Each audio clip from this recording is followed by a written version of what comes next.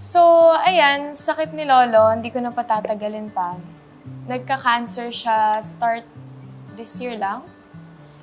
Oo, and I felt guilty kasi before akong pumasok sa house, nakita ko siya, tas randomly niyakap niya ako.